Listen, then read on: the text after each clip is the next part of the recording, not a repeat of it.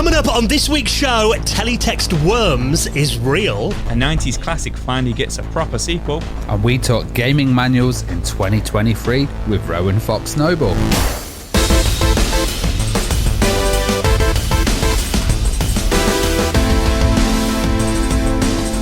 And the Retro Hour podcast is brought to you each and every Friday with our brilliant friends at Bitmap Books. Now, coming this month, The Art of the Box. Now, this is a gorgeous 564-page celebration of video game box art, featuring interviews and the work of more than 26 artists from across the last 4 decades. You can find out more about that over the next few weeks. Check out that book and the rest of their collection at bitmapbooks.com.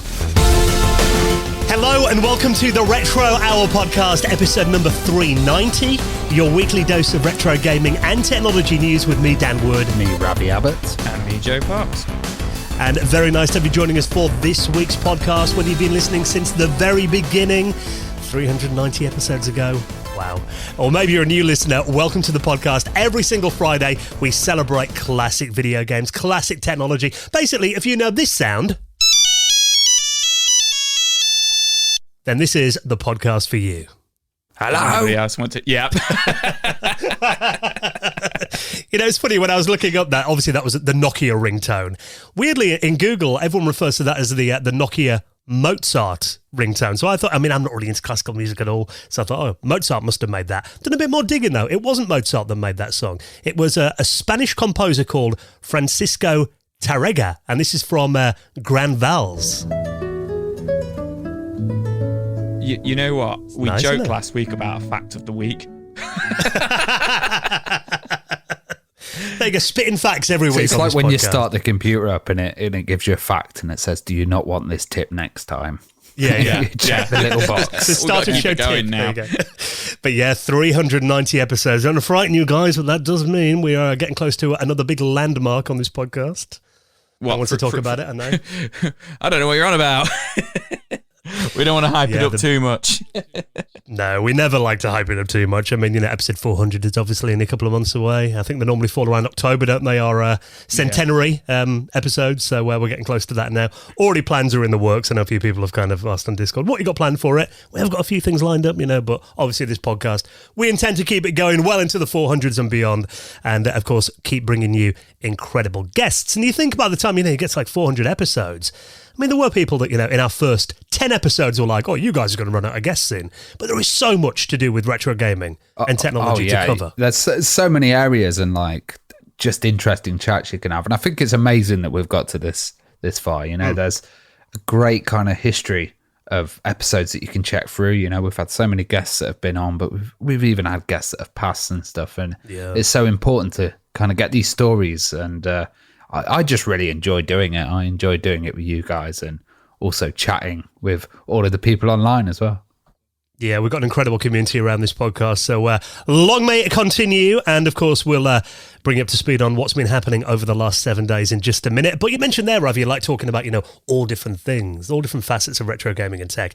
What about gaming manuals? Because they were such a big thing back in the day. And obviously, something that around I'd say, probably around the Xbox 360 and PS3 kind of time, that's when you opened game boxes and you found that rather than having a proper thick printed manual in there, it was generally just a sheet of A5 paper, wasn't it? They just kind of vanished, I guess, when online tips and tutorials came into gaming, but they were definitely a massive feature of video games back in the day. Well, also, you say big there, some of the manuals were the biggest thing in the box. You get a huge chunky manual, loads of weight on it, and then a couple of floppy disks. That's now it's kind of gone, sadly. We talk about it on this interview. We've got Rowan Fox-Noble, and he works for Manual Booklet Prints UK, which is a wicked little company that he started where he's kind of printing new manuals for Switch games and stuff. And these are amazing little pieces. And he talks about how, companies are saying there's been environmental problems with printing stuff. They're also just releasing PDFs of manuals. It's been removed from the video game world, but also, even the Switch boxes have a space for a manual, and the little booklets that he creates are absolutely perfect to go in there. They look like they would have come with the original game. But he's not only just doing modern Nintendo stuff, he's doing indie games as well, which is really cool to see. And I got Joe on this interview, of course, being the resident Nintendo fanboy. Oh, yeah, it was a really, really fun chat. First half kind of just being nostalgic with Rowan, which, we really love. And kind of like you say, talking about classic game manuals and kind of like he kind of started his journey around the N64, but I got some Super Nintendo chat in there as well. But honestly, these manuals that he makes and tip books that he does as well, little notebooks and stuff, you if you opened up your Switch case and it had one of them in there, you would not question it. Like, they are absolutely fantastic. And it was just a really, really fun chat. So I'm really, really appreciate you bringing me on that one, Ravi. It's interesting coming from the kind of Nintendo wheel, because I know with the computer we kept all the big boxes and stuff like that. But I do remember with the N64 manuals and stuff, and even the Game Boy ones, people would just chuck them out. Yeah. And, you'd just have the carts left loose and the manuals and the boxes would just get totally disregarded. Like Joe's mum. Yeah, my mum. Yeah. Say it every year or so, yeah. But you know what? It's interesting, actually, because you just said there, Ravi, Nintendo, SNES, N64, Game Boy, all cardboard, and a lot of them got chucked away. But big box PC generally got kept in quite good nick. And I don't know if that's maybe because they were just built a bit sturdier, because they kind of have a bottom tray. But, PC guys had shelves. Yeah, PC guys had shelves, maybe. Or just a little bit more sense about them, maybe. But yeah, interesting. I've never really thought of that before. I wonder if it's because you'd install it to your hard disk on a PC and often wouldn't need the floppies anymore. Oh, maybe. And you put the box away and maps as well and stuff. I used to remember getting great maps, and you only seem to ever get these things with like special editions now, and it's never with the standard. So it's great to see it, coming back for 2023. And I'm looking at his website, which is mbpuk.net. Some of the manuals that he makes. There's one for Metroid Prime Remastered in here. He's done Paper Mario, the Origami King, Animal Crossing. He's done a player guide to that as well. The new Metroid Prime, yeah. Yeah, so I mean, it does look like, and are these, obviously we'll find out in the interview coming up, I mean, are these kind of officially endorsed? How does this kind of work? Yeah, well, we talk about that. we talk about the legal aspects of it as well, because you know what Nintendo are like, but you're going to have to wait for the interview to hear about that, though. Right. There's a teaser for you. So he's coming up on the podcast in around half an hour from now. This week's special guest, Rowan Fox-Noble of Manual Booklet Prints UK. Something we've definitely never talked about on the podcast before, but like we said, it's really interesting to cover all aspects of retro gaming and the amount of memories I've got, mainly of trawling through manuals when, you first get the game and you might be on the bus coming home and you couldn't wait to get it in your machine and you just kind of have a look through, wouldn't you, always open it? Or the pirate game where you desperately needed the manual. You didn't have it, and you had to borrow friends to work out how to actually play. Yeah, type or when you got the type in word 12 on page 16 of the manual, and you're like, okay, better go get a photocopy of that.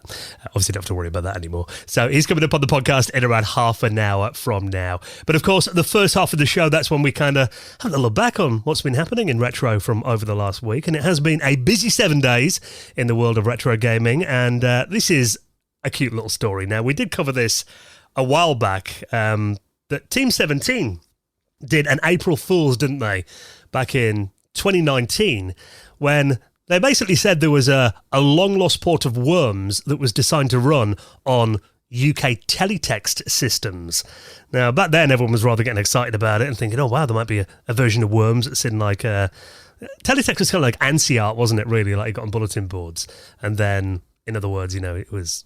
all a complete prank because it was released on April 1st. Everyone clicked then. It was like, it's made up. But it actually caught someone's attention, a programmer called Alexandra Group, who decided to make this into a real thing. So this was from the demo sceners, and it's come from Evoke Party, which is absolutely awesome. A really, really good party in Germany. I want to go one day.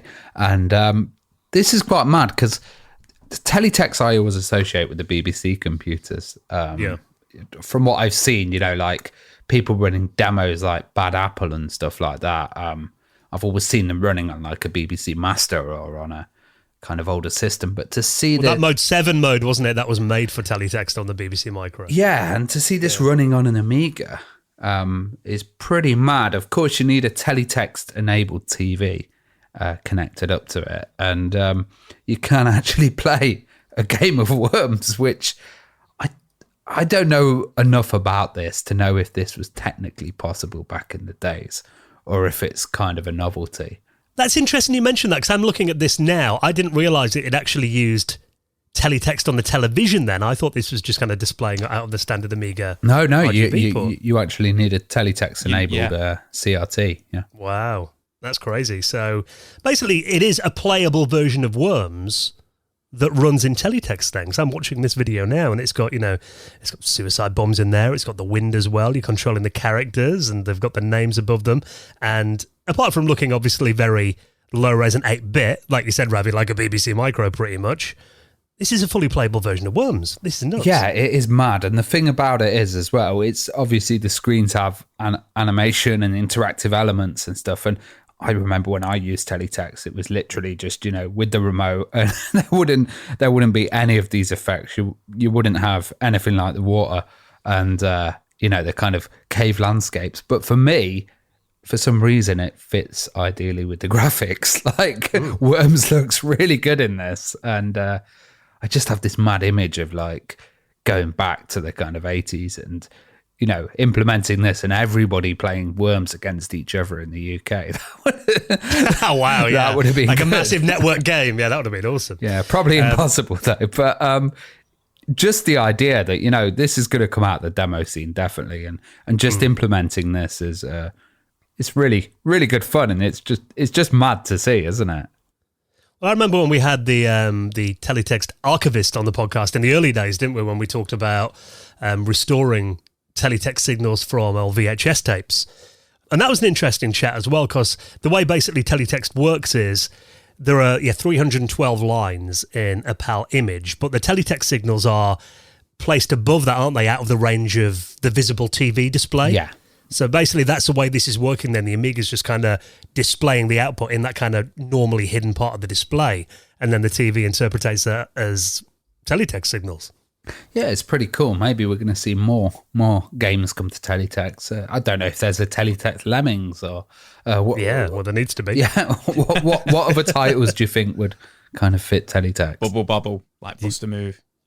Oh, yes. Yeah. Maybe the NES games would work really well. Yeah. Maybe some Atari games. Some Atari Pac-Man and E.T. Get that on teletext. 2600 one, flicker it. Yeah. I do love it as well, though, that apparently you do control this with the Amiga's mouse. Because at first I was thinking, do you have to play it with the remote control on your TV? But apparently not. You can use the Amiga's mouse, which is a bit of a relief. I didn't fancy playing that with I guess it's just using the CRT as the teletext output, and then the Amiga is the actual driver behind it. Yeah, I'm interested to play this, though, because I do have a teletext-capable CRT stored away, which I think it would be worth getting out to try this out. Because I'm wondering, obviously, you can watch the video, but I wonder what the latency would be like, because whether you're going to need games where you haven't got really fast responses to, like maybe something like Pac-Man wouldn't be that good. It certainly looks very fast to me. Yeah. I've got a teletext enabled TV, and I wanted to get a Raspberry Pi and have an output, where you can run CFAX or the old TFAX service on there, and just have it to update news and stuff. But I've got an Amiga next to it. If I could connect it up for this, that's going to be wicked. Yeah, so very, very cool to see. So basically, if you want something that you think's really cool, just make it an April Fool's, and then, someone from the demo scene will make it reality in a year or two. So if you're going to download that, Teletext Worms is available now to play on your Amiga and your Teletext TV. I'll link up that in our show notes. Now, here's a follow-up to a story that we covered back in February this year. Now, do you remember we were talking about this Atari Jaguar emulator, or Atari Jaguar for our friends over the pond? This is an emulator called Big PEMU or Big PMU. Still not quite sure how you say that. But we did mention that this really fully featured Atari Jaguar emulator now has Atari Jaguar CD support built in. He baked that in back in February of this year. But there has been another big development as well. Now, it turns out that you can play there is only one of them, but you can now play Atari Jaguar virtual reality games on a modern system via this emulator. If you're a fan of Missile Command and a fan of extremely slow refresh rates and a big fan of Atari Jaguar, then this is for you. This is the story for you. So Yeah, this is really interesting. So this comes from Rich Whitehouse, and I think he created the big PEMU as well, and he was also responsible for the unreleased headset for the Sega Mega Drive / Genesis that was kind of uncovered. Yeah, the Sega VR. Oh, we've Sega got an VR. interview soon where we talk about that. Yeah, he was responsible for porting that and getting that working on like a HT Vive, which we went into real detail about. So now he's done the same with Missile Command for the Atari headset. The amount of work that goes into this, to kind of like with the frame rates and everything, because there's a lot of work, but it's way over my head. But kind of as in the refresh rates and kind of essentially having to slow it down and stuff like that. And like the tracking and stuff like that. The tracking and just it's absolutely mind-bogglingly. I can't even say it. Mind-bogglingly. I can't say it. Mind-boggling. Boggling. Boggling. There we go. Mind-boggling. I like bongly better though. That sounds better. How much effort goes into getting this to run, and just the fact that he's able to get his hands on these demos and these prototypes and stuff like that. I mean, does he actually have the VR headset? Do we know, or does he just have the files? Well, if you watch this video, yeah, I mean, but looking at it, he's basically just kind of reverse engineered the code in Missile Command. Okay. To make it work on an HTC Vive headset. So yeah, I don't think he's actually in possession of one of the very rare Atari Jaguar VR prototypes. But yeah, I mean, the code's all in there in the game, so all he has to do is kind of make it work in the modern headset, via the emulator. Because interestingly, I mean, there is only that one game that was made for the unreleased Atari Jaguar VR headset, Missile Command. And they did demo that at a couple of trade shows back in the mid-90s, and there are videos on YouTube about it if you want to kind of see what it looked like. But this is the first time, because obviously back then, it wasn't really possible for them, at a trade show to hook it up to a recording device. So you had to watch a guy with it on his head going, wow, this is cool. This is the first time I've actually seen what the effect looks like. Because in this video that I'll link up in the show notes, he actually demonstrates it with a screen capture as well, doesn't he? The kind of stereoscopic effect of it. Yeah, and I mean, graphically, it reminds me of Where Did You Learn to Fly? What's that game called? Oh, Cybermorph. Cybermorph, that's the one. Yeah. Graphically, it does really remind me of that. It's totally Jaguar, like Atari Jaguar, isn't it? But yeah, I mean, like you say, it's interesting to get that scope of what it actually looks like because of, as you say, back in 93, 94, we didn't see this, like you say. Well, there was a few prototypes like hanging around, but I don't think they were all working. And there were bits of them. I remember at the Leicester Retro Computer Museum, they had one as well. Simon Marsden, who does the virtuality stuff, which was the Amiga based kind of 3D virtual reality system, like the old heavy one. Looking at this, I wonder, obviously there's a limited selection of games. I wonder if he's going to put a mode in where you can kind of VRify other games. So, like playing Alien vs Predator in VR would be really cool. That'd be really cool, yeah. Well, because I did buy, and you guys know this, and I bought a headset off eBay. I think it was before Christmas last year, called the Dino Visor.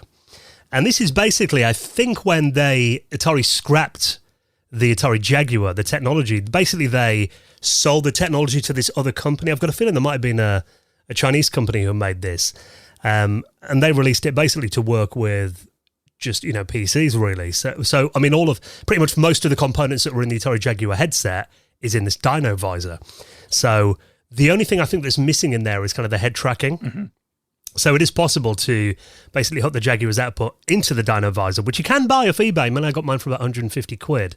So most of the technology is in there, but it just means you've got to look around with the controller rather than moving your head. Whereas the original Jaguar VR headset actually had the head tracking in there, I believe. But actually, he's managed to implement that using the modern HTC Vive. So you do get the full Atari Jaguar VR experience now via this emulator. So I do think it's very cool. I mean, obviously, there's only ever this one game, and most people probably won't care about it. But I think having a look at kind of, what the system was capable of, because if that had come out back then, I mean, I'm not sure whether it would have been a massive success, but it definitely would have been the first kind of home affordable virtual reality headset, wouldn't it? Decades before, Sony. So, yeah, very, very cool to see kind of what could have been. So you want to check that out right now, and obviously you can download that on the emulation for your modern machine. I'll link that up in our show notes as well. Now, another follow-up to a story that we mentioned a couple of weeks ago, we were talking about the Micro Beast. You're quite taken by this, Ravi. This was basically a kit computer, wasn't it? An 8-bit kit computer that you build yourself, kind of in the vein of the old Sinclair machines from back in the 80s, like the ZX80. Yeah, I really liked it, and it was compatible with the RC 2014 as well, and these kind of like little kit computers. And I quite liked it because it took it back to that kind of nostalgic, building a computer, and thought it had a really good educational aspect to it as well. Well, the guys behind that, which is feartech.com, they've now released this is kind of an add-on for the Micro Beast, but also they're saying this has got a lot of potential. This is a new video card called the Video Beast, which is compatible with a lot of the old 8-bit machines like the Z80, 6502, 6809. It said potentially lots of other 8-bit machines as well. And really this is a proper old school video card, isn't it? Because obviously that's one of the hardest things to do, when you're building an 8-bit computer or you want to expand your retro machines. Video cards are not only quite tricky to get hold of in good working order, or, they often break down, or, people have used them until they're kind of usable limits, but you can emulate that using stuff like the Pico or, Raspberry Pi and stuff like that. But having a proper dedicated 8-bit video device for retro machines and for kit computers like this, I think it's a really cool little idea. And it's very small, this card as well, isn't it? I mean, you can fit this into the palm of your hand. Yeah, it looks tiny, and it looks like, it can be expandable and used on all of these different architectures, which is pretty cool. Like, I like the idea that you can get extra screen modes and stuff by just clipping this card on, and you can probably use it for multiple devices. But I guess, obviously people are going to have to develop adapters for it and stuff, to have it kind of fitting in or hack it in themselves at the moment. But it's got stuff like 1 megabyte of video RAM in there as well. It's it increases the colors as well. It's got some higher screen modes. I'm not sure I quite understand it, but to me it just looks like an old school video card, and that's cool. Yeah. I mean, it's got, fonts in there as well that are built in, bitmaps. It's got sprites on board too, titling in there, 512 colours. It's got some old 4x3 resolutions as well, like 320 by 240 and 640 by 480, for hooking up to proper old school CRTs. Do it like we used to. We can do 16:9 displays as well. So really, I mean, this is a device that I'm looking at right now. I mean, I haven't got a Micro Beast, but I'm thinking of this as kind of, it could be a video card add-on for several other machines. I mean, I'll be interested to see if people get this working with, like, the BBC Micro or the Commodore 64, for example. And then, that kind of gives it a lot of possibility, doesn't it? Yeah, I'm looking to, it's got a thing called the host board, which is kind of clipped in. And, the Micro Beast as well didn't have any kind of big output. It was displaying in an LCD, a little screen, LED basically. But this clipping onto it has a VGA output as well. So I guess maybe you could implement other stuff in there, like a HDMI, or you can get custom boards. And this is probably going to develop a whole little market of these kind of clip-on ones. And it reminds me of when the Raspberry Pis first came out, and people were putting them in the BBCs as co-processors. By that tube port, it kind of feels like those kind of early days, and then suddenly this is going to turn into something big. So I really like this idea. I think it's pretty neat. Yeah, and I mean, we've talked before about what, big fans we are of this kind of hobbyist scene, even though, some of this does look a bit too advanced for my kind of limited skills, building a micro. But yeah, I think, just seeing this stuff out there and the possibilities, and then, we'll obviously wait until someone assembles them all and then just, writes drivers, then we can use them. Yeah, and also it looks like it's got a SD card interface built into there as well, which is pretty cool. So you can maybe use it for multiple things. This might become an all-in-one kind of 8-bit add-on. Yeah, looks very interesting. So it's a work in progress at the moment, but if you want to check it out, I'll put that and, of course, all the rest of the stories in our show notes at theretrohour.com, or check your podcast app. Now, we've got some very exciting news to talk about in a moment. Just dropped at the time we're recording this. Something I've been hyped for many years. The Flashback 2 trailer has just landed, so we'll talk all about that in a minute. And some never-before-seen images from Sonic Extreme, that, of course, was that cancelled 3D Sonic game that was meant to come out on the Sega Saturn back in the day. So we'll chat about all that in just a minute. Before we do, let's take a second to give a massive thank you to this week's sponsor, and that is our wonderful friends at Notion AI. Now, we talked about this before. I mean, Joe, you think about your morning when you go into work. You know, how many apps do you have to open on your desktop machine in the office? I mean, I turn my computer on at work and I've got to go into OneNote. I've then got to open my Outlook. I then have to open my Gmail. I then have to open an app called CSM. I then have to open Excel.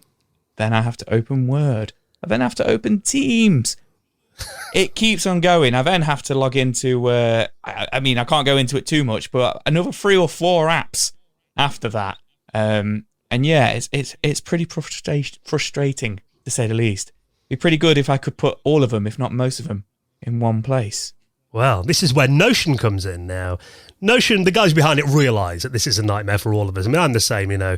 Too many notifications as well. Your digital life is scattered across too many different places. I mean, you know, think of this podcast with Google Docs, email, you know, Dropbox, Trello, Discord, you know, all these different services that we have to log into and constantly update and everything as well. Well, Notion is a single space where you can think, you can write, you can plan.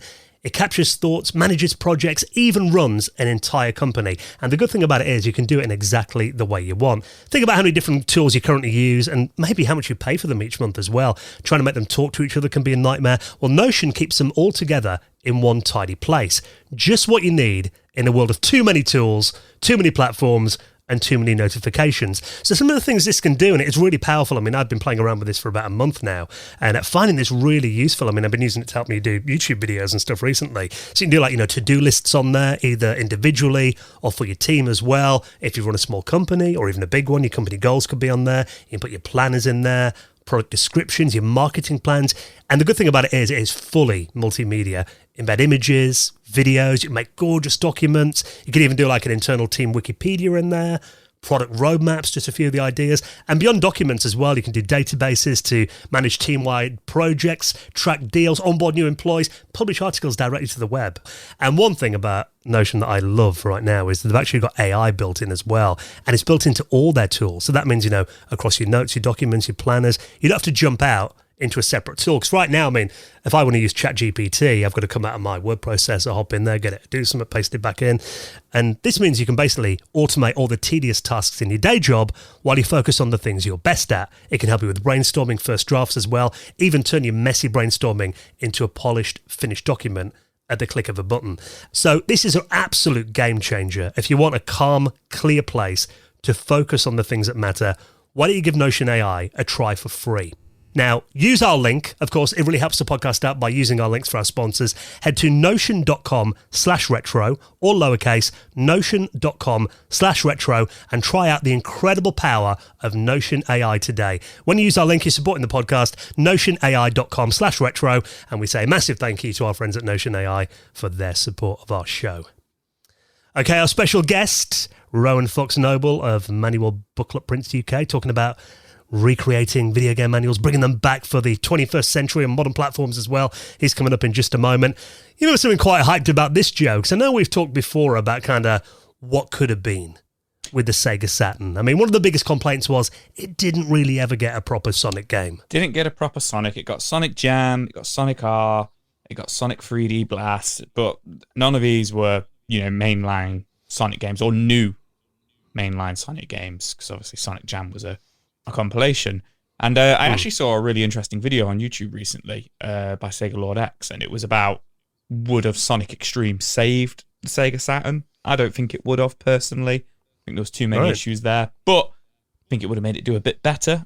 I can't say Sonic Extreme looks like the killer app of the Sega Saturn, but it's definitely an interesting story, to say the least. And for those of you who don't know, essentially Sonic Extreme was going to be the main Sonic game of the Saturn, but it was actually being made by the Sonic US team rather than the Japanese Sonic team, because they were actually working on Nights into Dreams, which was a fantastic game. But Sonic Extreme, it's a bit of it's meant to be a 3D game, but it's kind of 2.5D game, isn't it? A lot of 2D sprites kind of in a 3D environment. Very similar to Sonic 3D Blast, but it's a from behind view rather than like a isometric view, and it kind of reminds me of a game called Cooler World for the PS1, where when you move around the environment, like you kind of walk around the walls and you can walk on the ceiling, and the game like flips and stuff, which is really cool.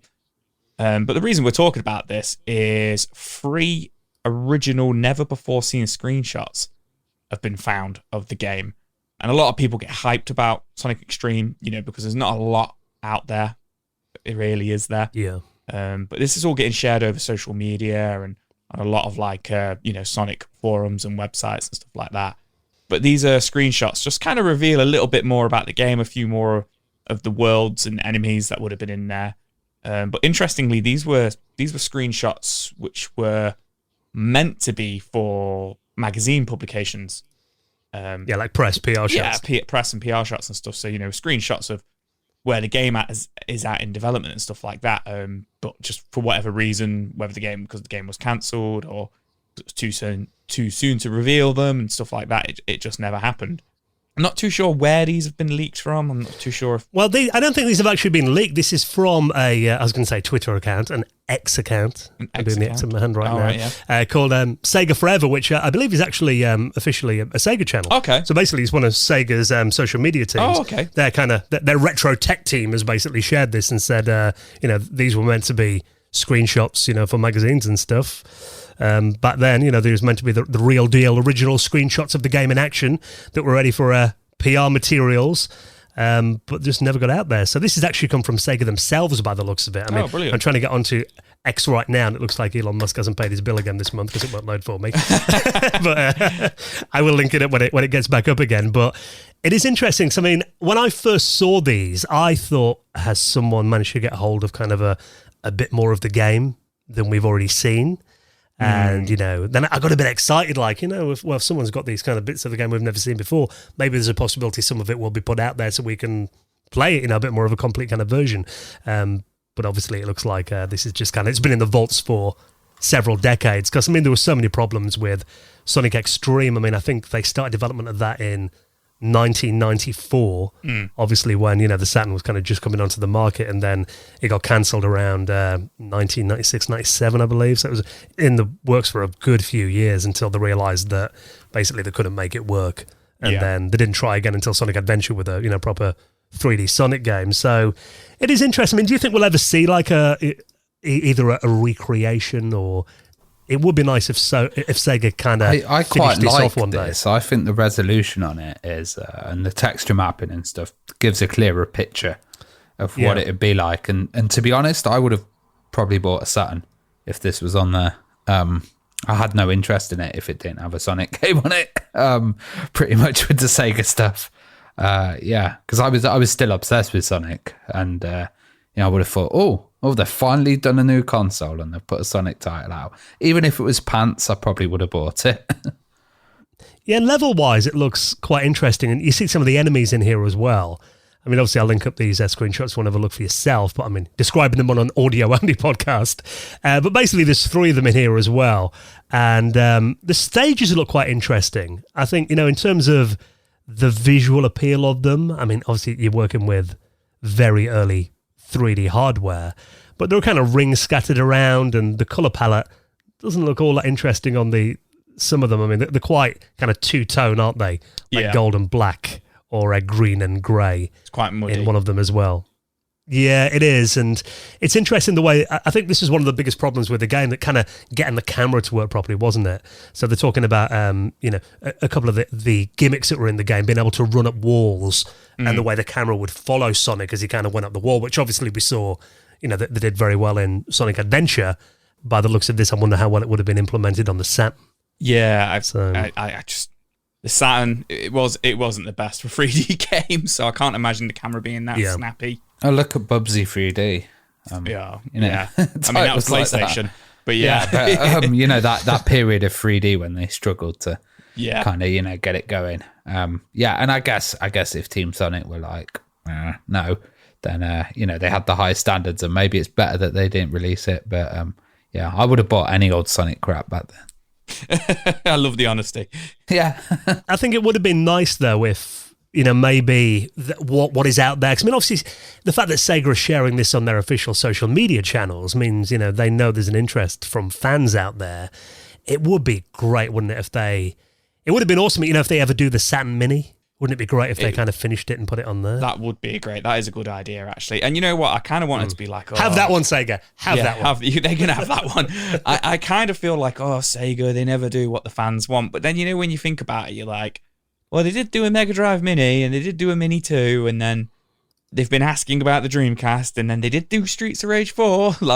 They gave the rights out to Streets of Rage 4. And a mini Game Gear. The mini Game Gear, yeah, they did do that as well. So never say never, and I guess they will have it in the vaults somewhere, all the original kind of files and everything of the game.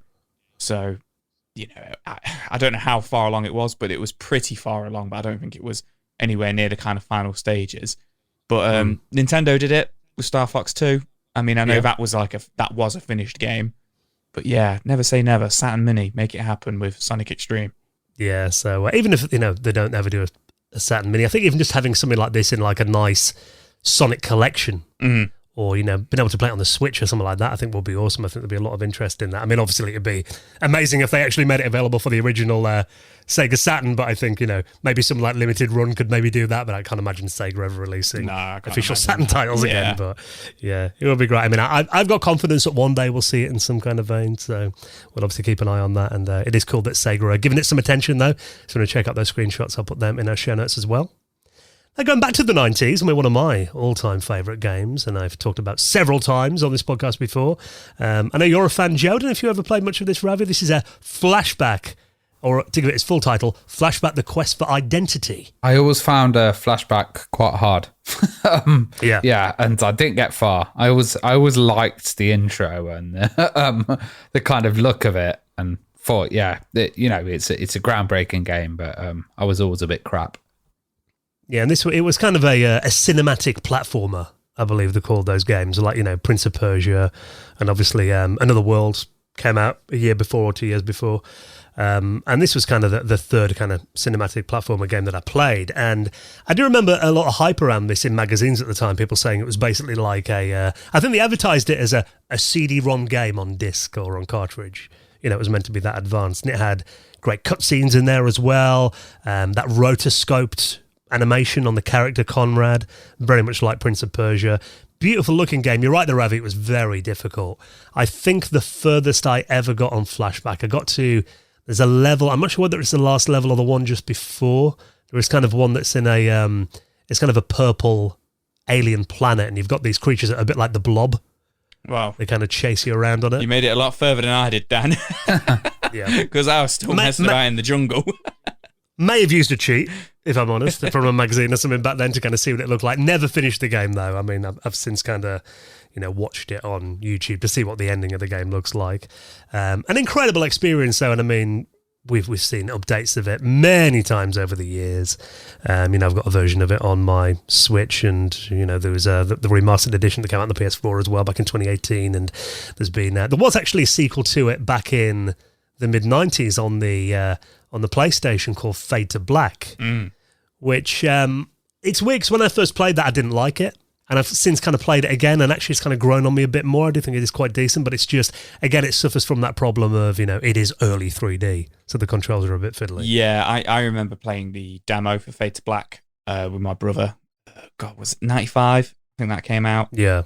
And we thought it was going to be like Time Crisis. I don't know why. I think it was just because he had a brown jacket on, like in Time Crisis. And we played it, and we were like, even back then as kids, we found it so stiff and hard to play. It comes back to what Ravi was saying earlier on about that, bumpy 3D and stuff. It's that early 3D that doesn't really work. But it was funny because when you said, the Flashback 2 trailer's dropped, I was like, Fade to Black? I haven't thought about that in like almost 30 years. The reason we're talking about this is because the Flashback 2 trailer has just dropped. And I'm not going to be harsh, well, I probably will, but this looks like every Cyberpunk game that has come out in the past couple of years. So to me, it looks like, what was that big Cyberpunk game that came out? And Cyberpunk? Yeah, that one. And also Stray. Please in the name. Stray as well. Yeah. You know, you could literally replace this dude with the cat and there would be no difference. Yeah, and it looks like a very Unity game. I can see what they're going for. It could be good fun, but I'm so bored of this aesthetic. I'm just, looking at the trailer, It doesn't thrill me. It might thrill you as a Flashback fan, though. Well, they did do a kind of a modern update, an HD kind of remake of Flashback. I thought quite recently, I've looked it up, it was 10 years ago, it was 2013 when this came out, and I played that, I think, on the Xbox One. Wasn't gripped by that. I mean, weirdly, at the time, I remember that coming out and everyone like kind of hating on it. But I was looking up today, and actually it's got some quite positive reviews. So it seems to be a game that's kind of a bit, take it or leave it. I wasn't a fan of that kind of modern update of Flashback. I much prefer the originals. But then, this is a proper sequel to the original Flashback game that I think we did cover on the podcast back in May 2021 when it was announced.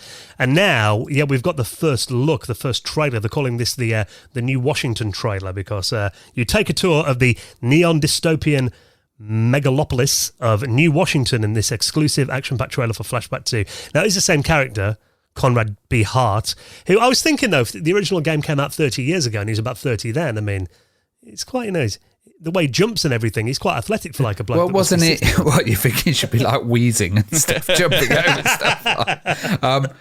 Wasn't the original one in a kind of jungle forest setting as well? It started in it. It started in it, maybe starting on the edge of the city, if they do that. But, Satellite Rain was another game that I've played, which was a kind of continuation of Syndicate. It looks exactly like that. This whole aesthetic is like done to death at the moment.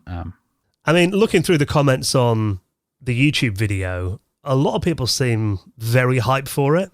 Oh, yeah. I think it's going to tick the boxes for the kind of nostalgic group and stuff. And I think it will sell and stuff, but it's not my cup of tea.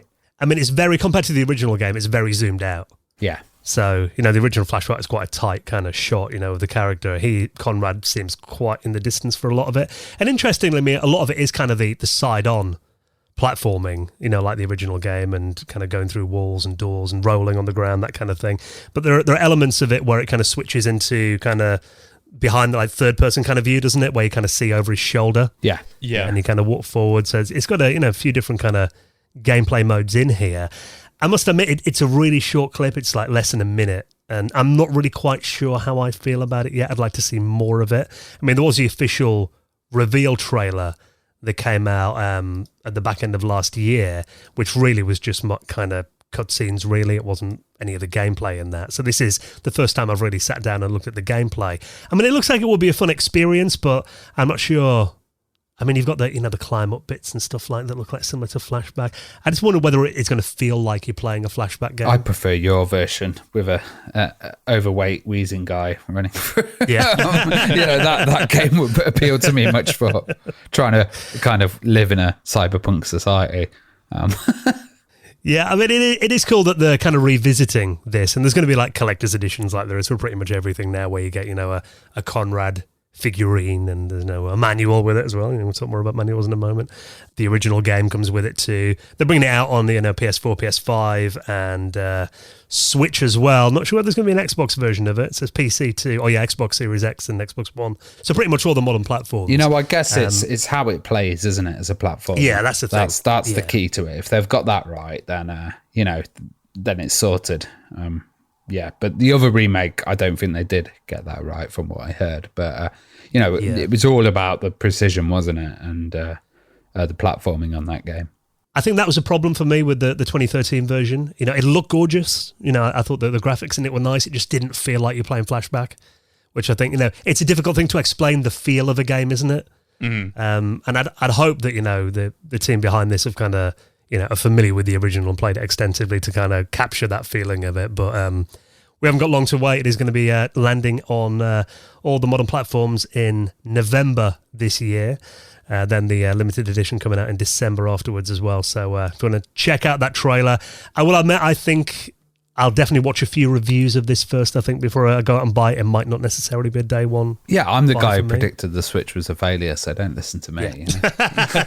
Yeah, yeah, we don't dwell on that, right? But very cool to see Flashback, the franchise continuing. So if you want to check out that, and of course, everything else we talk about, you don't have to Google around. I save you the effort. I'll put everything we talk about in our show notes on your podcast app, or head to our website at theretrohour.com. Okay, then we are going to be talking to this week's very special guest, celebrating Nintendo manuals, retro and new school as well, with Rowan Fox-Noble. He's coming up in just a second. Now, before we do that, let's take a second just to give a big thank you to one of our longest running sponsors. That is our great friends at ExpressVPN. Now, think about when you might nip to the bathroom. You always close the door behind you, I'd assume. Maybe Joe doesn't, but the rest of us do. Because you don't want random passerbys looking up, looking what you're doing in there. So the thing is, when you're doing stuff online, why don't you protect your privacy there as well? Strange analogy maybe, but that's what ExpressVPN is. Because basically using the internet without a VPN is like going to the bathroom and not closing the door. Because, your internet service provider, they know every single website you visit. And what's worse, we've heard stories about some ISPs, particularly in America, who are selling your personal browsing information to advertising companies, these big tech companies who are then using the data to target ads at you. We've all gone online before and searched for something, then suddenly next day, you're getting bombarded with adverts about that specific thing you were looking at. But ExpressVPN creates a secure tunnel encrypted between your device and the internet. So that means your online activity can't be seen by anyone, even your ISP. And we all use ExpressVPN. Ravi, you even used it before they approached us, didn't you? You've been using ExpressVPN for years. Yeah, I just have it turned on default. So basically when I start up my laptop, it just goes straight onto ExpressVPN. And it's great because, I end up going to hotels in other countries and stuff and connecting to Wi-Fi. You never know what their setup's like. You never know if people can sniff your traffic and stuff like that. So setting up is really easy, and you can just do it on your phone, laptop. You can even have it on your router, so your whole house can go through the VPN, which is just absolutely fantastic. And it offers that extra protection. And, it's just one button, basically. You select your server, you go onto it, and it's very fast as well. So we want you to try ExpressVPN for yourself, and of course we'll get you great offers. Try 3 months of ExpressVPN for free on a 1-year plan by heading to expressvpn.com/retro, expressvpn.com/retro. Get those extra 3 months free and help out the podcast. And a big thanks to our friends at ExpressVPN. Right then, next we're going to be celebrating the world of video game manuals, old and new, bringing them back for the modern age with our special guest, Rowan Fox-Noble. He's coming up next on the Retro Hour podcast.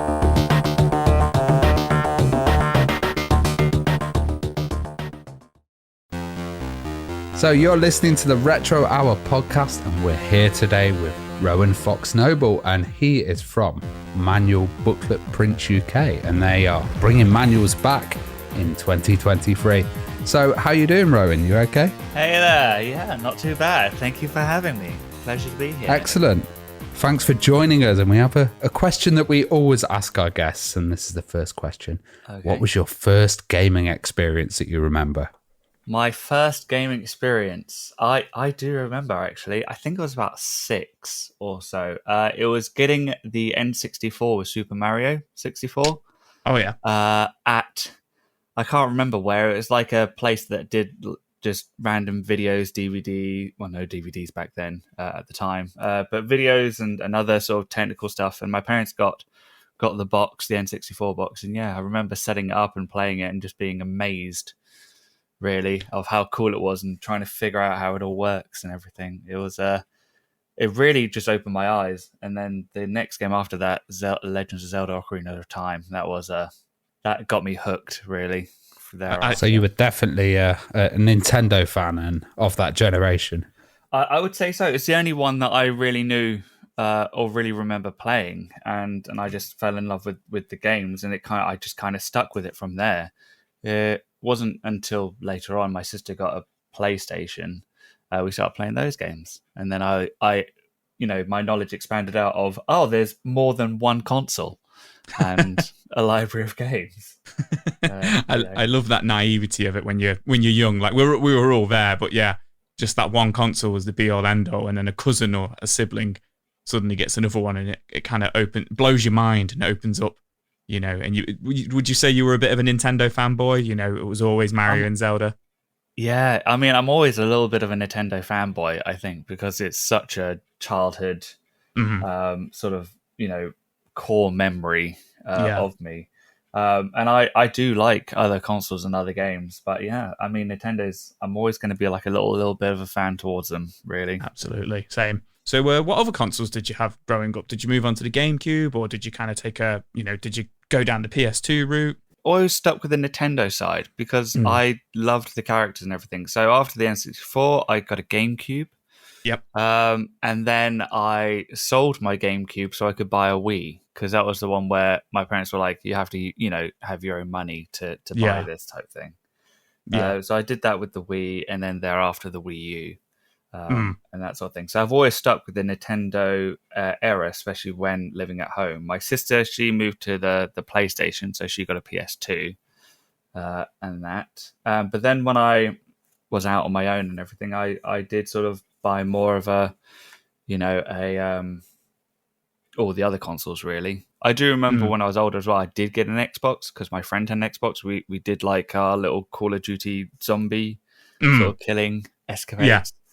I always found that really, really fun, and Saints Row, but that was like in my mid-teens, really. That I got there. So did you have much knowledge, or did you see many of the old computer manuals as well? Because when I was younger, I'm a bit older, computer manuals were kind of massively needed, but also they were huge. They were absolutely giant, and compared to something like the N64 manual, which was quite big but quite small. Did you see any of these huge ones? A little bit. I remember it with The Sims and such. We didn't have like a very powerful PC, but I did remember when I was on the PC and taking over the phone line a lot, that I was interested in it, and so we did get a new PC every so often to play some games. But I remember playing The Sims, and I really tried so hard, if you know of the game, playing that Battle for Middle-earth 2 from Lord of the Rings. Yes. Yeah. That was a good one. Tried getting that sort of to work on my PC, which was a chore and a half, really, because obviously we didn't, I had a GameCube at the time, sort of didn't need a massively powerful PC, but I do remember they looked lovely. And Star Wars Battlegrounds, I think it was. Battlegrounds 2. I think like Age of Empires sort of game. Yeah, what's that one called? I know which one you mean. I can't think what it's called now. I'm getting it's not Battlefront. It's like an RTS. Yeah, it's an it? RTS. I think it might be Battlegrounds. But yeah, no, that game's excellent. Battlegrounds, I think, is in my brain. But yeah, so those games, they worked fine, and I remember them. I think they had like some nice booklets and that sort of thing with them. Yeah, it was hard back then as well, because the kind of, sometimes you'd get pirated games and then you'd have no manuals or documentation, and you'd have to kind of work it out yourself, which was always a quite tough thing to do. Yeah. Oh, yeah. And I remember especially like trying to use those like little walkthrough or guidebooks or something that you'd find in like a magazine that has like a section based on it, to try and figure out what the hell I'm meant to do. Or something, or ring a premium phone line as well, which I never used to be a way to do it. Yeah, I remember seeing them and I was very tempted, but then my dad was like, never call a 09 number ever. And I was like, okay. Or just never use the phone. Pretty it much. costs money. So obviously, you kind of grew up with the N64, which was, if I remember rightly, is the last console to have the cardboard boxes. Were you much of a victim of parents kind of chucking away cardboard box, game consoles and games with the manuals and stuff like that? Do you think you lost a lot of manuals over the years through that, or think many people might have lost a lot of manuals through that? I mean, a lot of people probably would have, because the parents would be like, oh, look, this is the game. That's all you need. You don't need to store that somewhere. But strangely enough, I have a lot of my childhood games. I kept the boxes. Oh, wow. Now, I will say some of them I wish I handled with better care, but I do have quite a few of them.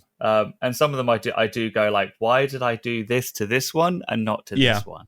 Because, for instance, I got both Castlevanias. And if you know Fantastic. the pricing of them. One is a lot more expensive than the other. Yes. For some reason, my childhood decided to pin the wolf and the little pirate ship on the one that's now really expensive rather than the one that's not so expensive. Wow. I was like, why did I do this when I was a child?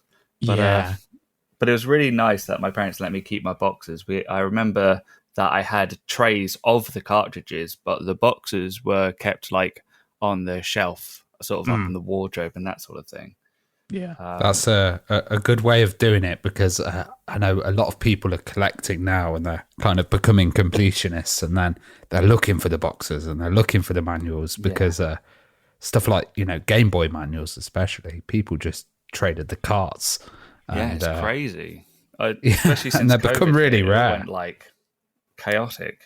Yeah, no, I'm really pleased to hear that. You know, my mum, I've said it on the main podcast before, on the news segment before, but yeah, all of my cardboard boxes, Game Boy Advance, SNES, N64, all just got chucked in the bin. They just saw it as cardboard. Just saw it as cardboard. Just saw it as rubbish. My parents did. They're all just in bin bags, gone. See you later. So it's so good. sorry to hear. It's good to terrible. hear. I hear so many people with the same thing. So it's good to hear that, you know, there was a system in your house, which I think is fantastic. Yeah. So what were some of your favorite manuals of the era, of like the retro era? Because of, you know, I used to love like the Tekken manuals, you know, any sort of fighting games where it had all stats about the characters. You know, you'd be on your way home from, you know, Toys R Us, or it'd be Christmas Day and you'd be driving over to your nan's and you're reading the manual and you're reading all the silly things about the age of the characters and stuff like that. Was any that kind of stuck out to you? Oh, absolutely. I would take them to school. I, you know, any chance I got really where I wasn't playing the game. And if I was playing that game at a moment in time, I'd be looking at the booklet. I was kind of a little bit weirdly obsessed, I guess. Yeah. But I loved it. Like, for instance, when I was playing Ocarina of Time or Super Mario 64 back in the beginning, I was on those manuals all the time. And because I loved the story aspects, I loved the artwork that was in them that you wouldn't see anywhere else. You know, to the extent I used to try and scan them in the printer, and then I made like a little clip art library of them. So then I could make my weird little stories. And I wasn't very good at stories. So it was like just random words and then a load of pictures, you know, because that's the way my books work. So it was quite funny, like thinking back on that. But yeah, I think there was those Smash Bros. I loved looking at that. Yeah. That sort of manual. And then later on you get like, you know, obviously you get the GameCube era and they're all very different and diverse. You know, some of them were really thick as well. Like I remember Conker's Bad Fur Day. That was like a differently binded, massively thick manual. But yeah, Diddy's Kong Racing. That was lovely to look at. Loved that game. Were you a big fan of strategy guides? Because you know, when you said about taking them to school and stuff like that, me and my friends would do the same thing. We'd take like it was mainly GameCube for us because we were in secondary school when GameCube came around, and we'd take them in and, you know, talk about them and stuff like that. Strategy guides was just like such a huge step up from a game manual. Obviously, it's a different kind of setting, I guess, but in terms of the information that was there and the artwork and everything, were you a big fan of them? Yeah, absolutely. I loved looking at them. I didn't have many because they were quite expensive. Yeah. And I had more of like the Nintendo Power magazines that had walkthrough sections, as well as a few big strategy guides here and there for games that I was struggling with, really. But yeah, they just look so beautiful and amazing. And funny enough, those are one of the things actually that later on I did not keep, if that makes sense. Yeah. Like I kept the games in the boxes and that sort of stuff. But yeah, the walkthrough guides or the magazines, I think after a while when my room was a bit cluttered and needed a thing, I was like, oh, I'm done with this. You know, this can go somewhere, because I didn't think much of it. I wasn't really a massive reader. I didn't like reading a lot of books. Gaming got me reading. Yeah. If that makes sense. So yeah, you mentioned that you kind of made some like little homemade storylines and you were photocopying stuff. I've seen on Reddit recently there's a trend of people sharing like homemade manuals and people making, you know, covers for games when they were missing at home and stuff. Have you seen any examples of those? Yeah, I mean, there's a whole like Reddit for like, you know, Switch art covers and everything that are different, or, you know, just a whole library of them for different consoles. I'm like, that's so cool. It looks, you know, a lot different, a lot better. And then people make their own inserts, especially when like Breath of the Wild came out. People were making like their own little, here's my notebook of all the things I want to do and keeping my progress in tabs and stuff. And they're all different and diverse. And it was really, really cool. And it kind of inspired me then to go the way I went with how I did some of mine. But yeah, I've seen it sort of dotted around. Some people making like little digital versions and digital copies and that. And I do think it's really very unique and it's very clever and it's very personal to that person as well, because you spend surprisingly a lot of time making it, if you know what I mean. Like, and depending who makes it, it will always look different from one person to another, how you go approaching stuff and whatnot. So yeah, it's really, really cool when sort of you see that. And it kind of like, you know, I didn't see it too much when I first came. Well, I didn't see any like available that I could get, if you know what I mean. It was mostly, here's what I've done at home and stuff. And if I wanted it, I would have to do the whole thing myself, if that makes sense. I couldn't just grab it. But, you know, I did start doing something for Super Mario Odyssey at home, just with my home printer and stuff. And then sharing it, other people are like, oh, well, you know, I'd love one and stuff. And I was like, well, I don't mind printing you one and sending it off and that sort of thing. Well, one thing I loved was, you know, it was kind of like gamers adding their own things in there. So I remember, you know, buying games off eBay and finding cheat sheets like slipped into there or stuff written in the back of manuals as well. Did you find any of that kind of stuff when you were collecting? Yeah. A lot of games I get secondhand, and especially in the notes page or something. I remember when I got like a GTA game for like, I think it was my Xbox GTA 4, for instance, it was secondhand. And yeah, they had like all this sort of like, you know, little tidbits and secrets in the back, you know, or even on some N64 games, you had the classic sort of like Konami code. Yeah. Or the level codes. Yeah. And I remember getting the cheat sheet books as well. So then I could write it in, you see. So like GoldenEye, I knew how to make them have massive heads and whatnot, you know. Yeah. I was there. I was that I was there for that, man. Seen some stuff. So, how do you think the disappearance of kind of like physical manuals from modern games is impacting the gaming experience? And when did you kind of notice that we were losing manuals? Okay, well, I'll go with the second question first because it's a short one, probably. I noticed it more in the Wii U era. That PS4, Xbox sort of One, Wii U sort of thing, you'd buy it and there'd be hardly anything there. Wii U kind of had a digital manual that they didn't really advertise. Yeah, and even that, it was, you had to scroll a lot or figure out something. It wasn't as easy to access. So especially in that era, end of the 3DS era, they didn't really have much, you know, sort of to add. So that's when I sort of noticed it start phasing out. And then obviously you then have the latest generation at the minute, or the current generation. Yeah, they don't have anything at all. You know, you're lucky to get an ad. So it's kind of in AAA especially, it's not there anymore, which is a bit of a shame. And they, you know, they obviously say it's environmental and that sort of thing, which I think for a massive company, you can make something environmentally friendly and still have it, you know, with the amount of recycling and reusable stuff we go through nowadays. It's not too much extra for them, shall I say. But I think it's because they'll have longer tutorials. They'll hold the hand more. Because they don't have that barrier in sort of hardware or storage anymore. But that to me then kind of, like, I remember playing Pokemon Legends and all that, you know, I made a manual for that. It was great. But I think it was like a 2-hour tutorial, really, because I was still learning new stuff a couple of hours in. Yeah. And I was like, if you have to hold my hand for 2 hours, like, I want to get to the good stuff. You know, like, and that's kind of what a manual gave you. It kind of like, look, this is what this is. This is kind of the backstory. This is what you're getting into. So the tutorial section, if there was any, it would be much shorter. And then you can get into the good stuff. If I'm sort of still going through a tutorial, like a couple of hours in or whatnot, then, you know, I'm kind of lost the interest a little bit, if that makes sense.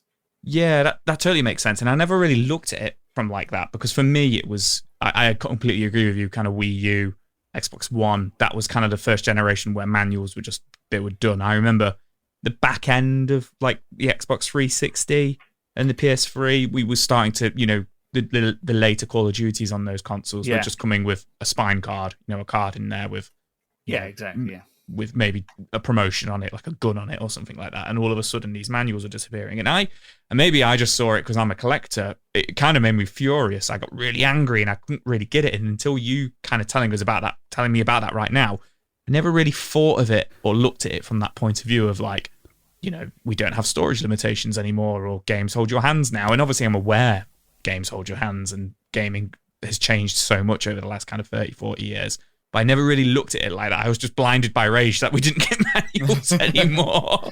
So, well, also, you did get manuals with some like special editions that they charged a lot more money for, you know? Yeah, I always thought that was a bit weird.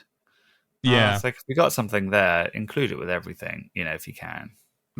Absolutely. Special editions are for like those, you know, statues, coin things and stuff that the normal buyer wouldn't necessarily want or need. So let's talk about your journey into creating manuals for video games. So you mentioned you kind of like you did the Mario Odyssey one and stuff there. What inspired you to start it? What was tell us this journey then? That's a very good question. Well, yeah, so it was inspired by just buying a Switch, and I kind of opened up Mario Odyssey to play it, and I wanted to flick through to get an idea of what it was about. But I just opened it up, there was nothing there, and I was like, well, that's a bit annoying, shall we say. But so I wasn't too happy about that. It was just and empty. the weird thing about Switch cases is they actually have like a spot to, you know, put a manual in. They've got those little clips in there. Yeah, exactly. And I was like, why is there nothing in here? I was like, did mine come missing or something? Am I, you know, because it was a brand new sealed game, and I was like, you know, surely it wouldn't be like this. But yeah, I had a look and I was like, oh no, there is absolutely nothing. And I thought, well, you know, I was playing the game, I was enjoying it.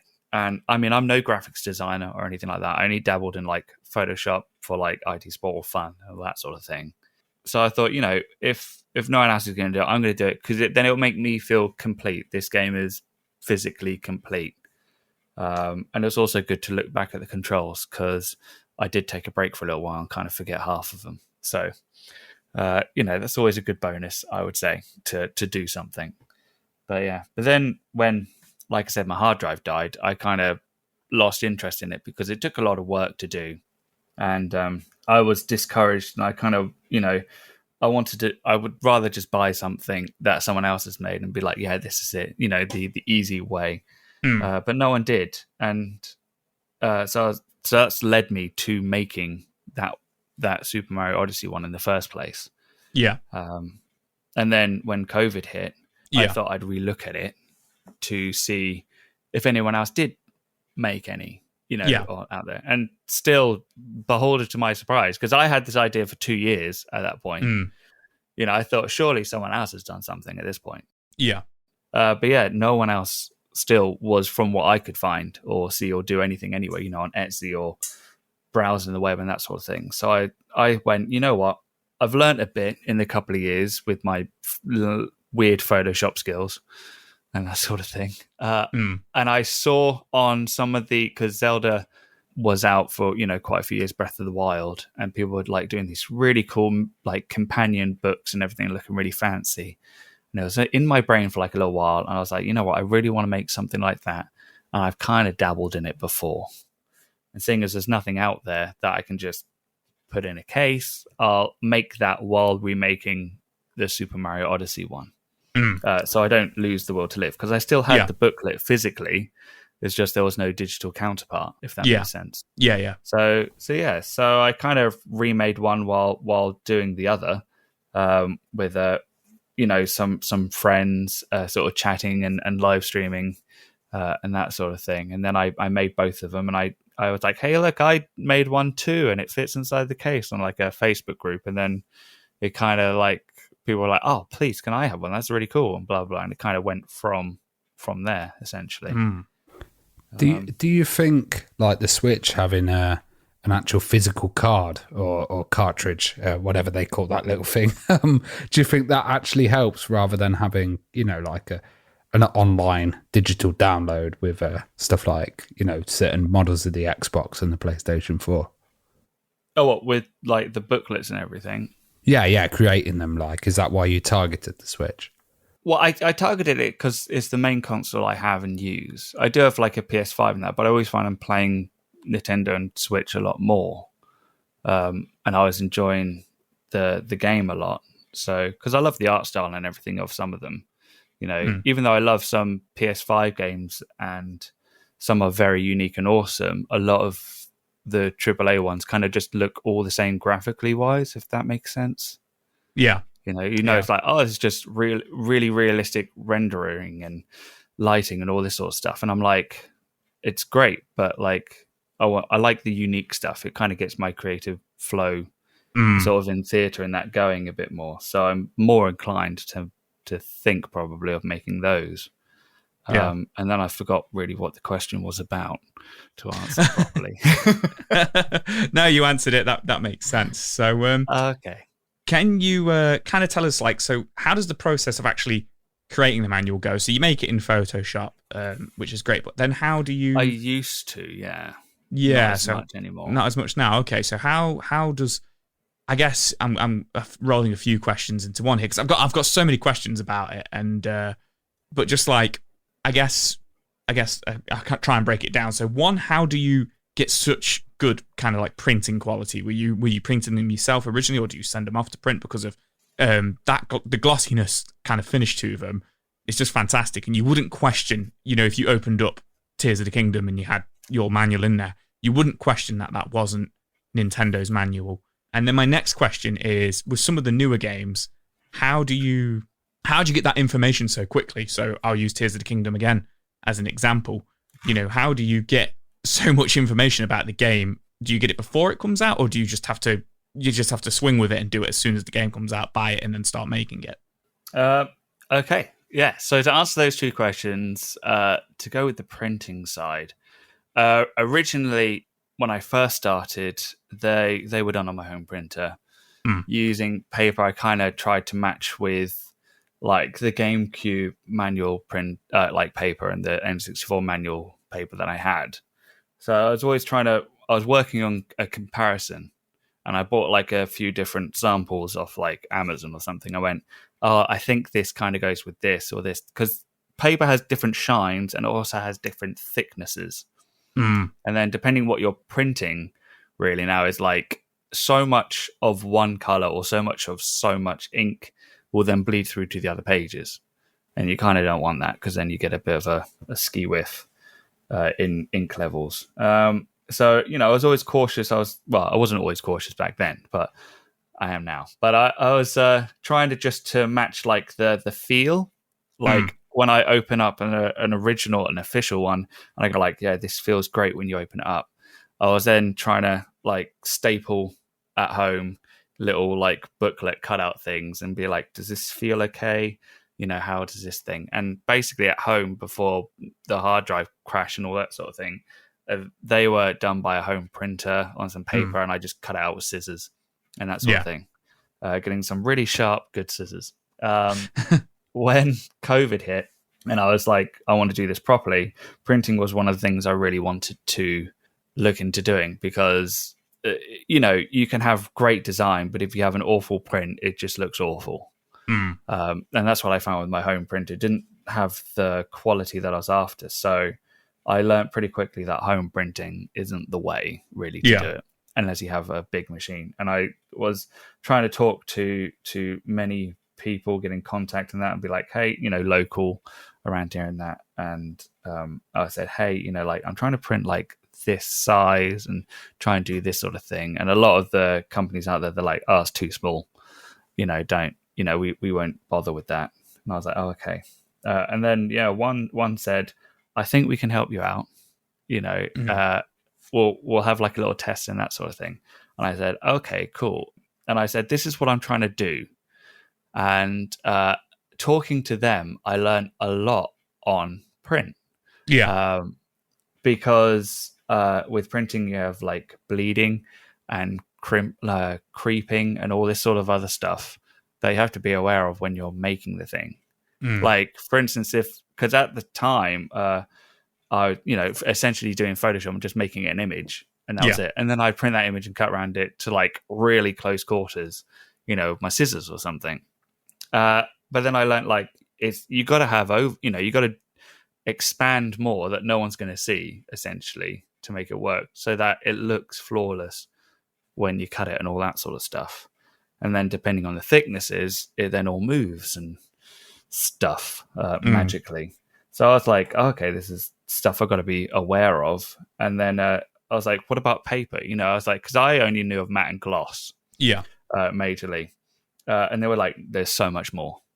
And we went through and I had samples of them to feel and open it. I was like, you know what? This feels like the premium paper I want to work with. It's not shiny. It's not gloss. It's not matte. It's like an in the middle one. And it's it's a reasonable thickness. You can get a little bit thinner, but you don't want to go too much thinner with it. And so it feels nice. Hopefully, when you open it up and you flick through, that it's like everything, feels like a solid booklet, really. That's awesome. An item. So they helped out with that, and they would print out, and then I'd get it, and I'd be able to. I got later on, I got one of those big industrial cutter things. So they have like a really nice clean cut that can go through many pages perfectly and that sort of thing. And sometimes the printers, they can partner to do a bit of that process as well on like bigger orders, shall we say, because they also said like these are if you're going to use us or let us have these machines up, like you have to like have a good number. Whatever I was saying is like, oh, this is as max as I would ever have it. They were like, that's a really small order. I was like, but please. So they were like, the bigger it is, the cheaper it is and easier it is going to be for you and everything. Because the machine are the proper industrial ones. They cost a lot to run. So to get my little sheets of paper through on the paper to make it feel good. To make it feel good. Well, to make it feel good, to make it look good. It is a cost. So I have to make sure I've got like a good enough number for it to kind of make it worthwhile. Because if I was going to do one on its own, it's like 40 quid or 50 quid just for one. Whereas if I do like sort of 100 or so, it's not 40 or 50 quid for that one. It's like considerably lower because they just go through the run, if that makes sense. Because the machine's already on cutting them, printing them, etc. So I absolutely understand that. If you print 100 or 1,000 of them, the more you print, the cheaper it becomes I completely understand that. So how do you, kind of reflecting back to, because that's really interesting, but how do you, with Metroid Prime, would you revisit the old Metroid Prime manual and kind of borrow from that, or like remake it? Or is it all kind of from scratch? And, like with some of the newer games that have never had a manual before, such as Breath of the Wild and Tears of the Kingdom, do you have access to the information, or do you just have to kind of go at it yourself? What's the story, the journey there? Yeah, so you kind of said it. I do basically a bit of both. I always play the game to get a feel for it, to have an understanding of what would kind of fit best from my experience, or what I would like if I was going to, buy something or have something with the game. And for ones like Link's Awakening, Skyward Sword, Metroid Prime Remastered, having the old reference material and trying to recreate that is amazing. It's so good to be like, this is what it looks like. I'm going to try and make it look like this, but I'm also going to try and modernize it like the remake did. Yeah. So, which, you think, how can you do that a little bit in a way? But it is a weird one. Essentially for Link's Awakening, the whole sort of like blue sort of theme of the game in the remake, I applied that to the manual rather than the like red Game Boy sort of manual. But then also like I recreated all the original screenshots in game to suit the screenshots that they had in the old manual, and using the new art style, they released like some lovely like Link character artwork that they never did anything with. So I included that in the manual to be the control section and everything, because it's Link, doing all those cool actions and stuff. So it's kind of like all the original material for those sort of ones are kind of there, and you like side by side you can see like, oh yes, there it is, that's it, if you know what I mean. That's the old manual, but it's got a new modernized sort of like, this is the remake though. And with Metroid Prime, there's areas where some of the backgrounds are like really blurry because they're low resolution, so I've kind of like being able to use sort of tools and sort of ways to like upscale and recreate them a little bit to suit some of the concept work for the enemies and that sort of thing, rather than the low poly ones and stuff. Yeah. So it kind of blends a lot better. It's stuff like that for those ones. And other games like Breath of the Wild, that's all about exploration. So when everyone else was making mini companions, I thought that would suit better.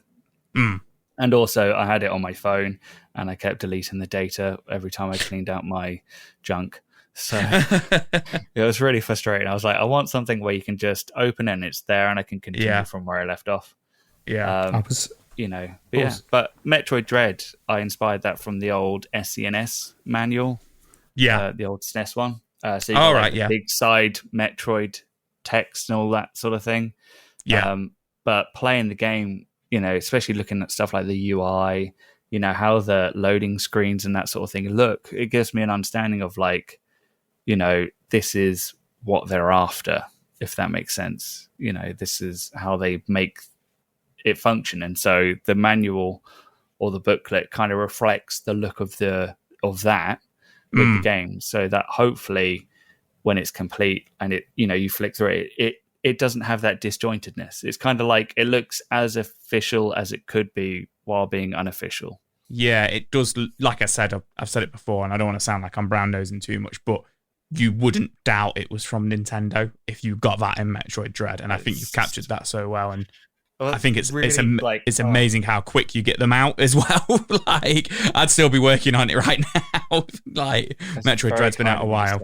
So, is there? Do you have any sort of plans? Because one thing I used to love, along with manuals, and maybe this is a little bit more SNES era, so I might be going a bit too old school for you, but when you used to get maps and kind of like storybooks with your games as well, often you would get, and maybe GTA is a good example, where you'd get a map of the entire world that you're playing your game in and stuff. So I guess like Breath of the Wild and Tears of the Kingdom would be good for that. Have you got any sort of plans to do that kind of stuff in the future, or is that maybe a little bit too much?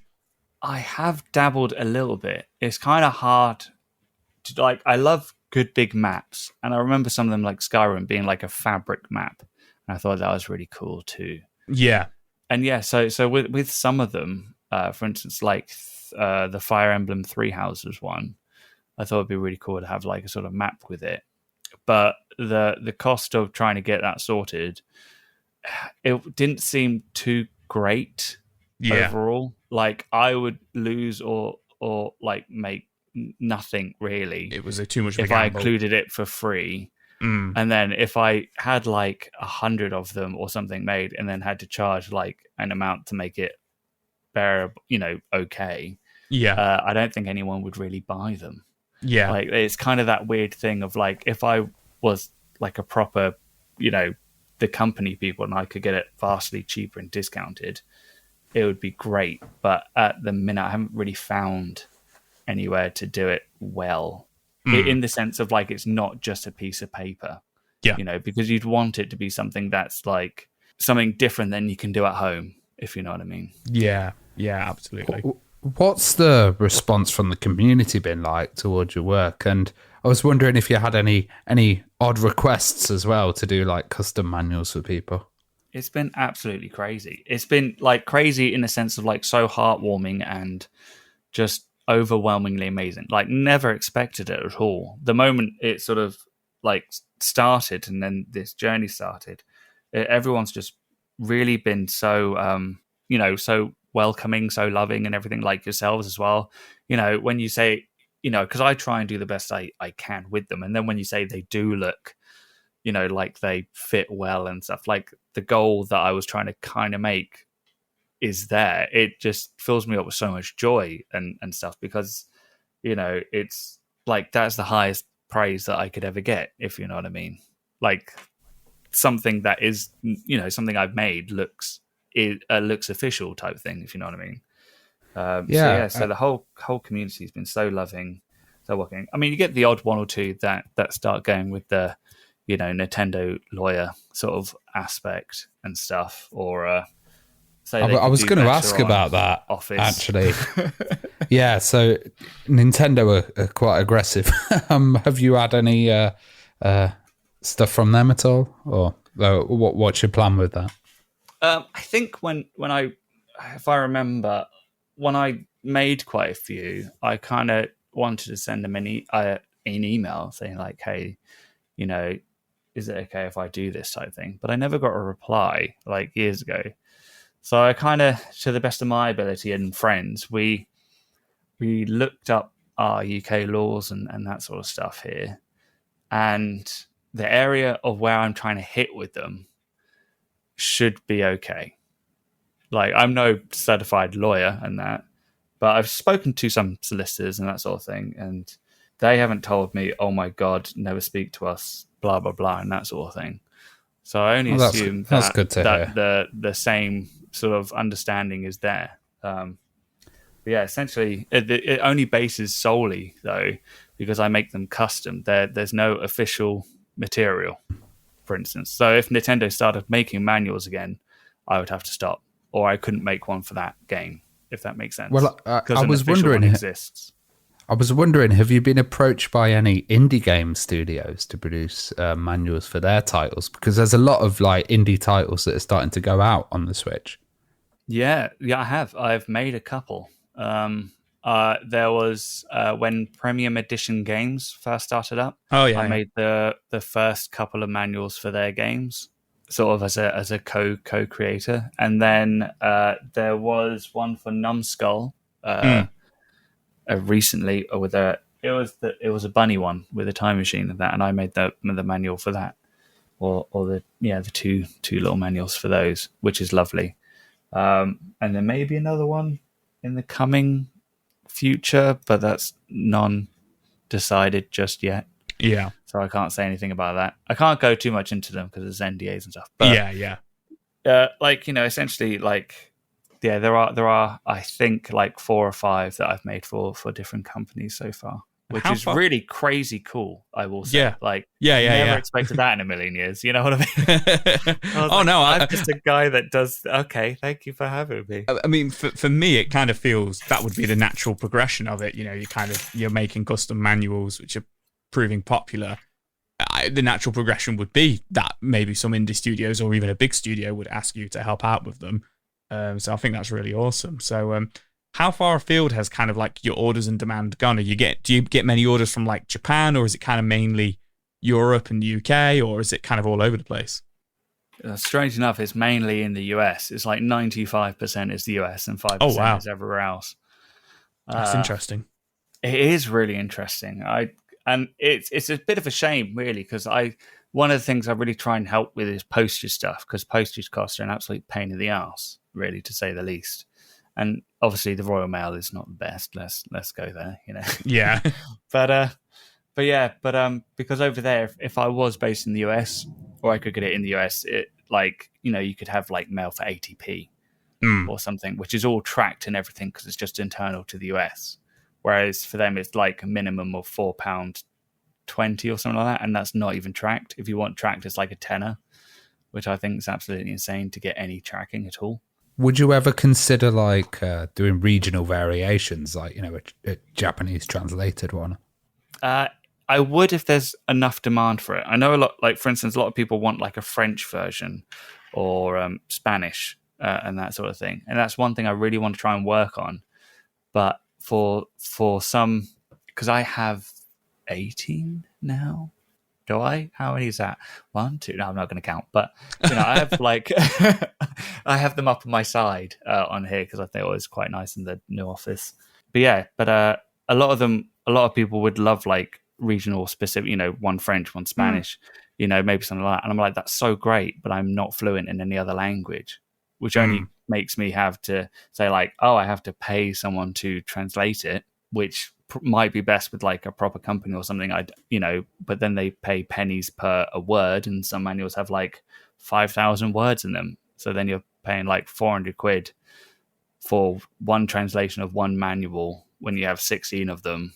And then all the other stuff, and it's like, if there's enough demand there, I definitely would never, say no to it. And it's something I'm constantly always looking into because I feel like there could, but it's quite a large thing to do.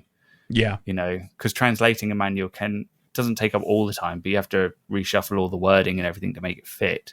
Yeah. And also then that takes away time of making a new one or something as well. So it's kind of a very fine line of trying to sort something out. I hope I do sort something out, but yeah. And then obviously I got postage and everything on top, which is another thing. I mean, speaking of big projects, and we kind of touched on it earlier on, would you ever consider, a strategy guide, creating your own strategy guide, or would that just be too much of an undertaking, do you think? I feel like a strategy guide a little bit could stress me out a bit too much. I mean, I know someone, because I worked with their Metroid Dread strategy guide, because they asked me to do the art assets for it, like the boxes and that sort of thing with their program. I'm seeing how much text and how much research has to go into it and stuff. I struggled a lot with Tears of the Kingdom, trying to get that out. I literally didn't sleep for 3 or 4 days just playing it. Because if I was doing like a mini companion thing, I needed to know pretty much mostly everything that's in there. And then obviously there's a lot of search of online stuff. And I feel like with a manual, you can have because not every manual is perfect. Even some of the old ones have like imperfections and stuff. Yeah. You can have a revision and that sort of thing to have like a, as 100% as it can be type thing. And you don't have to be 100% in a manual, but with a strategy guide, it's a walkthrough. You have to be correct and 100%. And I'd feel awful if I had this big book and I charged like 30 quid for it and everything like that, saying this is how you're 100% the whole thing, blah, blah, blah. And it's not. Yeah. You got something in there completely wrong. Or one little thing that makes the game 99% complete. Yeah, exactly. 99.9. And you're like, oh, for God, and so that kind of would I think stress me out a little bit, especially because with strategy guides, if you bring out a strategy guide now for like Mario Kart, no one's going to really buy it. You got to keep with like the latest games, I think, in that sort of sense. Or maybe Mario Kart because they got the waves and that. But if you know what I mean, like an older game, because, and also then you do have some official ones. So it's like, how do you go about competing with an official strategy guide to have someone buy your strategy guide, if you know what I mean? I was wondering if you ever considered kind of, looking back at the past and going for maybe a SNES manual and updating it and adding more information in there, like a kind of Redux version for some more vintage systems. I would love to, but I'm kind of thinking legally wise, I shouldn't or I can't. Because some of the older manuals, they still exist. Yeah, and I would be competing with a product that's existed. That is the only problem. I think the only reason why mine work is because there's no official thing in existence. You're not copying anything or ripping anything off, are you? Yeah. So if I say like, oh, look, here's my sort of,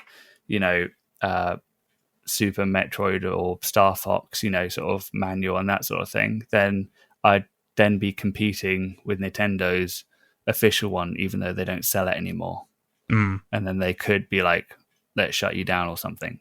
Yeah. And I think that's kind of why some projects for some other people might have failed in the past. I'm not sure, because obviously no legalities going up, but it's something I don't want to risk. Yeah. Because one of the caveats of where I try and aim them legally wise is that it doesn't affect Nintendo's revenue or anything. Yeah.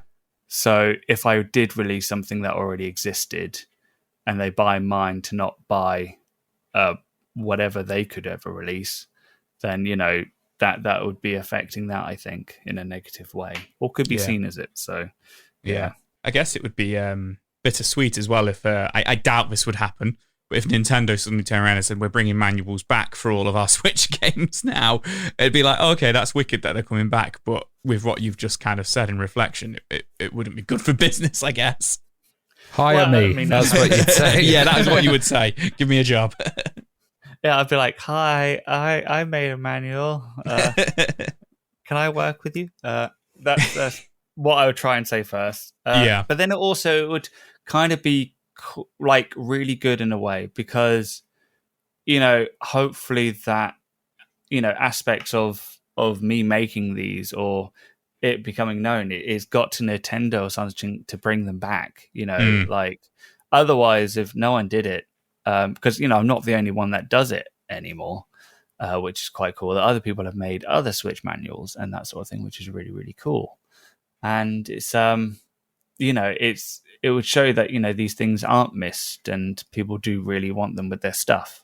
So our final question for you is kind of what's your vision for the future of your shop, and is there any upcoming projects and new manuals you're particularly excited about or what you can tell us about?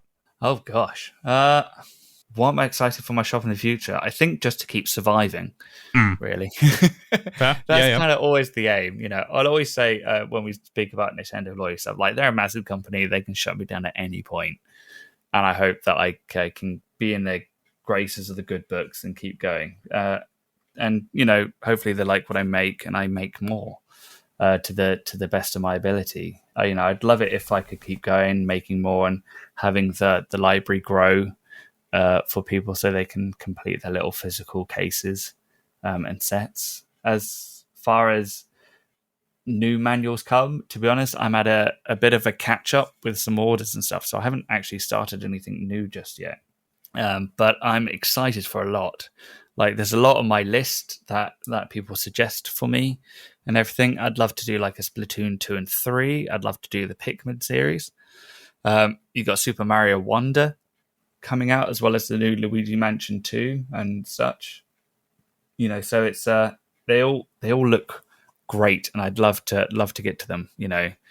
So the next one, I don't really know exactly off the top of my head what it would be. Well, before we end, I was just wondering, how can our listeners find out about your manuals, and where can they see them online? They can see them in two places. They have an Etsy, which is a bit more expensive because of Etsy fees and such, but that is mbpuk.etsy.com. Or they have my website, which has just recently been revamped and reopened, which also houses like events that I'll be at live and everything else, which is quite cool, in case they don't want to pay any postage and see me live to pick them up there. And that is mbpuk.net. Well, Rowan, it's been fantastic having you on. Thank and you. Long live the manual. Long live the manual.